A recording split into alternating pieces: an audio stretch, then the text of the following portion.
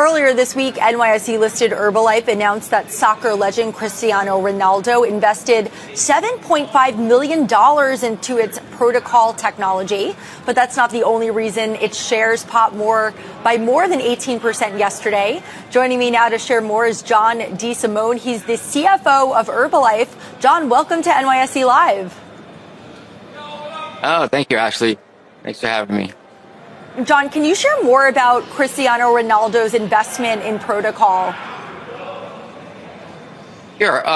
Cristiano, he was ahead of his time in measuring what's going on in his body before a workout, during a workout, and even after a workout, and then taking that data and creating a supplementation regimen that can help him perform better. And it's worked really well for him. He's an elite athlete at 40 years old. And Pro2col is our technology that's designed to take those elements to the consumer.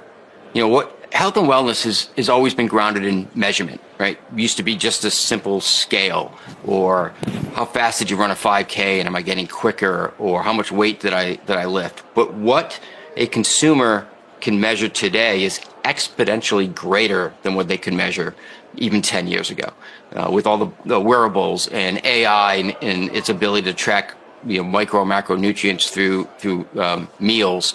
And what Pro2col is attempting to do is take all that input from a consumer and then help a consumer create a supplement regimen. And I actually think we're on the forefront of the next wave of innovation in health and wellness, because it's not just going to take all that immense data and create a supplementation regimen. We're going to have the ability to create a unique supplementation formula just for each individual. So Ashley, you could take your inputs and we can create a supplement formula just for you. And we can do that through another acquisition that we purchased last year called Link Bioscience. So I think the vision of what Cristiano Ronaldo has done his whole career is really connected to the vision of what we expect Pro2col to be and what we expect it to take to the consumer. So it was really a shared vision that made the partnership work. All right, and you just released earnings a few days ago. We saw your shares pop more than 18% yesterday in its full session. What should investors take away from the report? Well, we have a lot of momentum coming into 2026. We've had a lot of improvements in our performance over the last 8 quarters. Last 2 have had reported growth. We're expecting growth in Q1. We're expecting growth for the full year in 2026. So a lot of the initiatives the company has put in place over the last 8 years is starting to be seen in its results, and we're taking that momentum into next year. So I think we're in a good cycle. Right. You put out growth guidance for 2026 of 1 to 6% of net sales. What does that mean for the company? Well, like I said, we got a lot of momentum. I think a lot of our initiatives are working.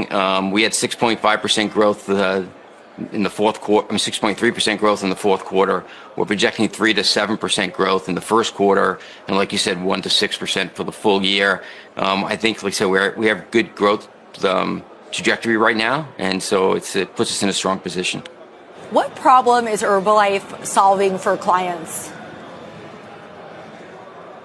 Well, health and wellness is a growing space, but it's also a very complicated space.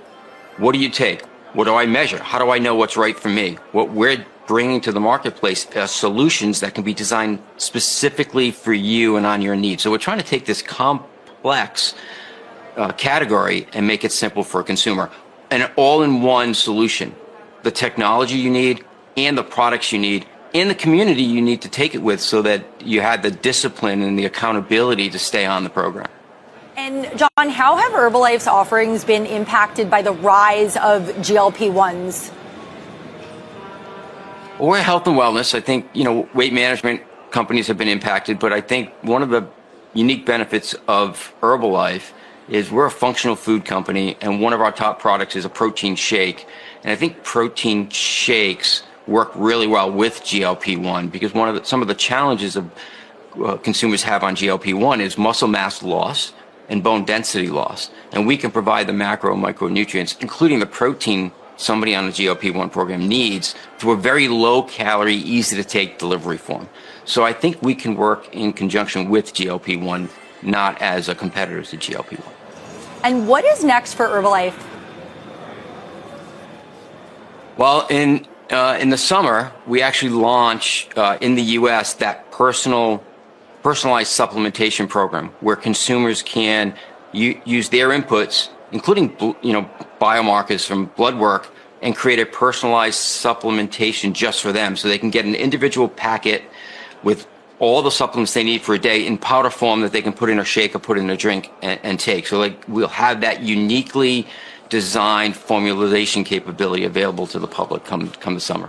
All right. Thank you, John DeSimone, CFO of Herbalife, for joining us on NYSE Live. Thanks, Ashley.